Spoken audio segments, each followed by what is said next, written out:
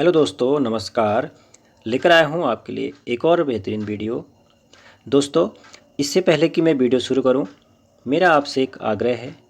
यदि आप मेरे चैनल पर नए हैं या आपने अभी तक मेरे चैनल को सब्सक्राइब नहीं किया है तो प्लीज़ मेरे चैनल को सब्सक्राइब करें। साथ ही साथ 2 बार बेल आइकन को अवश्य दबाएं ताकि मेरे आने वाली वीडियोज़ की नोटिफिकेशन आपको समय समय पर मिलते रहें। तो शुरू करते हैं आज का वीडियो। दोस्तों, आज मैं आपके साथ शेयर करूंगा सामान्य ज्ञान के कुछ महत्वपूर्ण प्रश्न जो बार बार परीक्षाओं में पूछे जाते हैं तथा उनके आगे भी पूछे जाने की संभावनाएं हैं। बने रहें अंत तक वीडियो में। शुरू करते हैं आज का वीडियो। पहला प्रश्न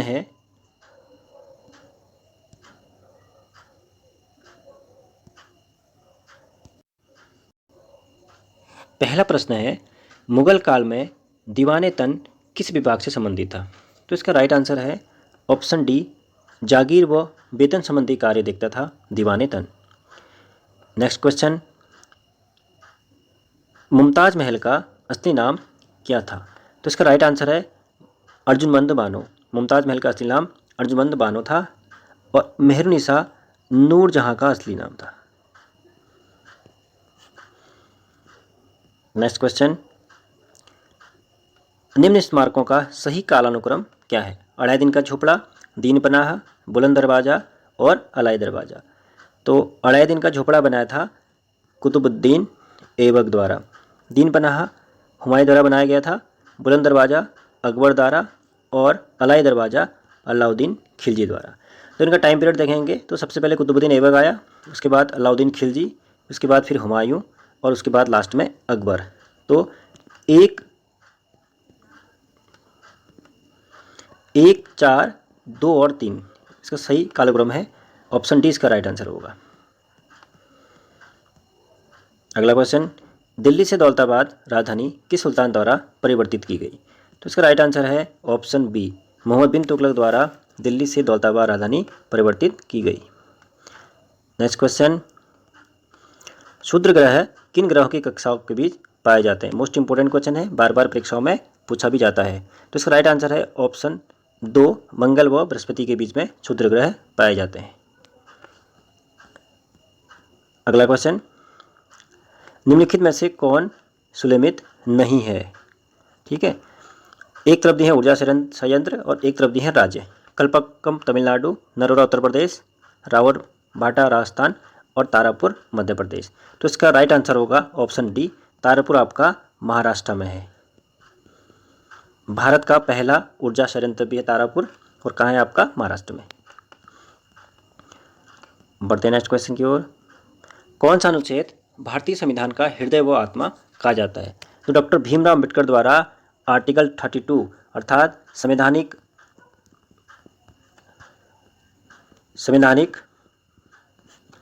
उपचारों का अधिकार,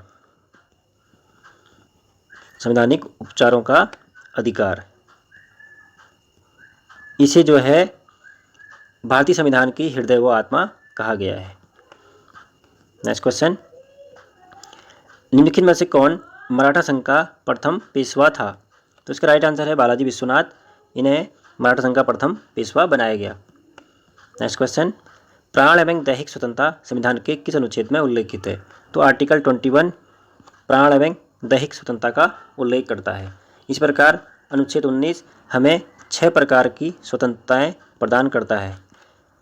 विचार एवं अभिव्यक्ति की स्वतंत्रता भी 19(1) क में उल्लेखित है। इसके अलावा प्रेस की स्वतंत्रता भी इसी में इंक्लूड है। नेक्स्ट क्वेश्चन, निम्नलिखित में से कौन सा क्रांतिकारी काकोरी कांड से संबंधित नहीं है? रामविलास बिस्मिल, राजेंद्र लाहिड़ी, सूर्य सेन और रोशन सिंह। तो इसका राइट आंसर होगा सूर्य सेन। सूर्य सेन का संबंध है ढाका शस्त्रागार विद्रोह से। ये घटना हुई थी आपकी 18 अप्रैल 1930 में और बाकी तीनों क्रांतिकारियों का संबंध है काकोरी कांड से। काकोरी कांड कब हुआ था? 9 अगस्त 1925 को। नेक्स्ट क्वेश्चन, संविधान सभा के स्थायी अध्यक्ष कौन थे? तो इसके स्थायी अध्यक्ष थे डॉक्टर राजेंद्र प्रसाद। 11 दिसंबर 1946 को संविधान सभा की द्वितीय बैठक हुई थी, जिसमें डॉक्टर राजेंद्र प्रसाद को स्थायी अध्यक्ष बना दिया गया था। इसके अलावा 9 दिसंबर 1946 को संविधान सभा की प्रथम बैठक हुई थी, जिसमें सच्चिदानंद सिन्हा को अस्थायी अध्यक्ष नियुक्त किया गया था। नेक्स्ट क्वेश्चन, निम्नलिखित में से कौन सी समिति का संबंध पंचायतों से नहीं है? बलवंत राय मेहता समिति, अशोक मेहता समिति, नरसिंगन समिति और पीके थुंगन समिति। तो इसका राइट आंसर होगा नरसिंगन समिति। इसका संबंध है बैंकिंग सुधार से। बलवंत राय मेहता समिति 1957 में बनी थी। अशोक मेहता समिति 1977 में बनी थी। इसके अलावा थुंगन समिति 1988 में बनी थी। इसी ने पंचायतों को संवैधानिक दर्जा देने की सिफारिश की थी। नेक्स्ट क्वेश्चन है, भारत के महान्यायवादी की नियुक्ति किस अनुच्छेद के तहत की जाती है? तो इसका राइट आंसर होगा अनुच्छेद 76 के तहत भारत के महान्यायवादी की नियुक्ति की जाती है। और ये भारत सरकार का एक विधिक सलाहकार होता है तथा इसे संसद के दोनों सदनों में भाग लेने, बहस करने का अधिकार होता है, लेकिन वोट देने का अधिकार इससे नहीं होता है। बढ़ते नेक्स्ट क्वेश्चन की ओर। धन विधेयक राज्यसभा द्वारा लोकसभा को किस अवधि में वापस करना होता है? तो इसका राइट आंसर होगा ऑप्शन ए 14 डेज। धन विधेयक हमेशा लोकसभा में प्रस्तुत किया जाता है तथा विचार के लिए राज्यसभा में भेजा जाता है और 14 दिन के अंदर में राज्यसभा द्वारा लोकसभा को वापस किया जाता है। धन विधेयक एकमात्र ऐसा विधेयक है जिस पर राष्ट्रपति भी पुनर्विचार नहीं करता है। बढ़ते हैं नेक्स्ट क्वेश्चन की ओर। निम्नलिखित में से कौन सा अनुच्छेद राष्ट्रपति पर महाभियोग की प्रक्रिया का उल्लेख करता है? तो आर्टिकल 61 अनुच्छेद 61 के अनुसार राष्ट्रपति पर महाभियोग की प्रक्रिया लाई जा सकती है। तो राष्ट्रपति पर महाभियोग की प्रक्रिया किसी भी सदन में लाई जा सकती है तथा अनुच्छेद 61 में इसका उल्लेख किया गया है। आर्टिकल 52 इसमें कहा गया है भारत का एक राष्ट्रपति होगा, भारत का एक राष्ट्रपति होगा। तथा आर्टिकल 56 इसमें राष्ट्रपति की पदावधि दी गई है तथा आर्टिकल 72 इसमें राष्ट्रपति क्षमादान करने की शक्ति राष्ट्रपति को दी गई है। बढ़ते हैं नेक्स्ट क्वेश्चन की ओर। गायत्री मंत्र का उल्लेख किस में प्राप्त होता है? तो गायत्री मंत्र का उल्लेख ऋग्वेद में प्राप्त होता है। ऋग्वेद के 3रे मंडल में गायत्री मंत्र का उल्लेख किया गया है। गायत्री मंत्र भगवान सूर्य को समर्पित है तथा ऋषि विश्वामित्र द्वारा इसे लिखा गया है। ये भी आपको याद करने हैं।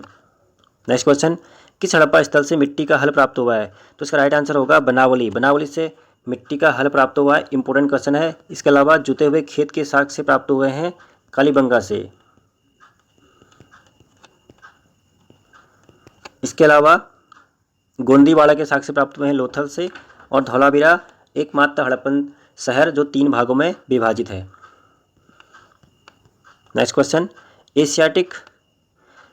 एशियाटिक सोसाइटी ऑफ बंगाल की स्थापना किसने करी? तो इसका राइट आंसर होगा sir William Jones. Sir William Jones द्वारा 1784 में एशियाटिक सोसाइटी ऑफ बंगाल की स्थापना की गई है। आपको इसका ईयर भी याद करना है।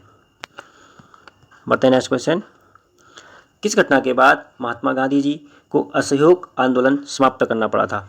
कुचौजी चौरा कांड, जलियांवाला बाग हत्याकांड, काकोरी कांड या इनमें से कोई नहीं? तो इसका राइट आंसर है चौरी चौरा कांड। कब हुआ था? 4 फरवरी 1922 गोरखपुर के चौरी चौरा नामक स्थान पर यह घटना हुई थी। इस घटना के बाद गांधी जी को फाइनली 12 फरवरी 1922 को असहयोग आंदोलन स्थगित करना पड़ा था। जलियांवाला बाग हत्याकांड आपको पता है 13 अप्रैल 1919 को हुआ था। और काकोरी कांड मैं अभी आपको बता चुका हूँ 9 अगस्त 1925 को हुई थी। ये सारी डेटें भी आपको इसमें याद करनी है। कर्क रेखा और मकर रेखा के मध्य भाग को क्या कहा जाता है? तो इसका राइट आंसर होगा उष्ण कटिबंध। ये हमारा ग्लोब है, ये इक्वेटर लाइन है। इसमें 23.5 डिग्री उत्तर में कर्क रेखा है और 23.5 डिग्री दक्षिण में मकर रेखा है। तो इस क्षेत्र को उष्ण कटिबंधीय क्षेत्र कहा जाता है।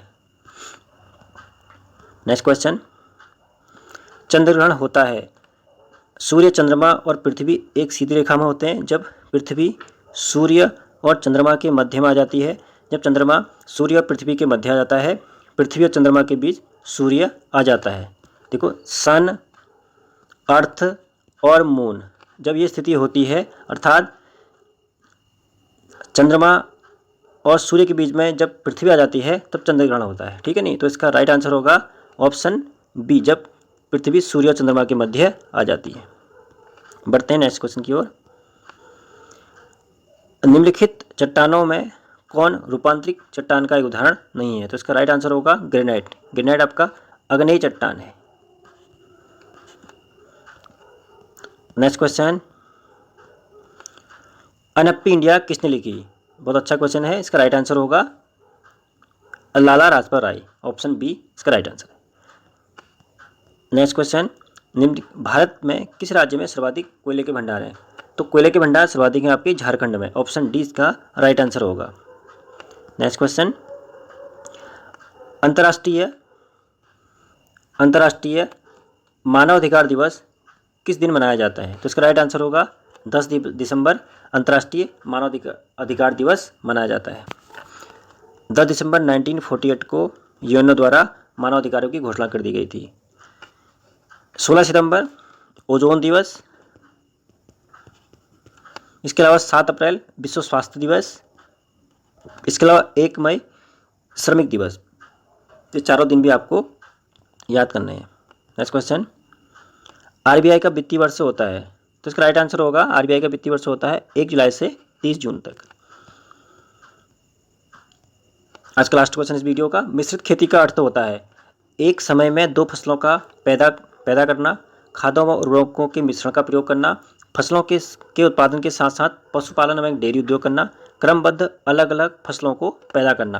तो इसका राइट आंसर होगा ऑप्शन सी, फसलों के उत्पादन के साथ साथ पशुपालन और डेयरी उद्योग करना मिश्रित खेती का उदाहरण है। बहुत बेहतरीन क्वेश्चन है। तो दोस्तों आज के वीडियो के लिए इतना ही। आई होप कि आपको वीडियो पसंद आई होगी। अगर आपको वीडियो पसंद आए तो इसे लाइक करना तथा शेयर करना। मिलते हैं नेक्स्ट वीडियो के साथ, तब तक के लिए थैंक यू।